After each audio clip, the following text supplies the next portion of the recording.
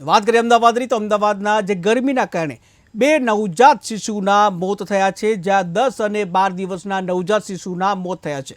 ત્યારે એમસી સંચાલિત જે શારદાબેન હોસ્પિટલમાં જે આ ઘટના બની છે, જ્યાં બંનેના શરીરમાં ડિહાઇડ્રેશન થયું હોવાથી જે મોત થયા હોવાના સામે આવ્યું હતું। ત્યારે શ્વાસ લેવામાં સમસ્યા અને કિડની પર પણ અસર થઈ હતી।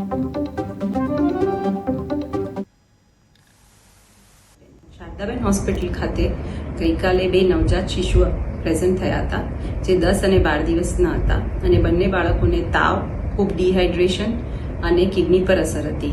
બંનેનું સોડિયમ પણ ખૂબ વધી ગયેલું હતું।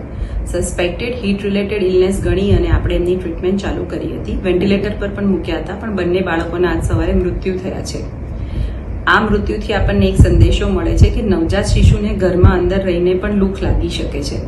એ લોકો જે રૂમમાં હોય એ રૂમમાં થોડી ઠંડક કરવી જરૂરી હોય છે અને બાળકોને માત્ર ને માત્ર માતાનું ધાવણ જ આપવું જોઈએ।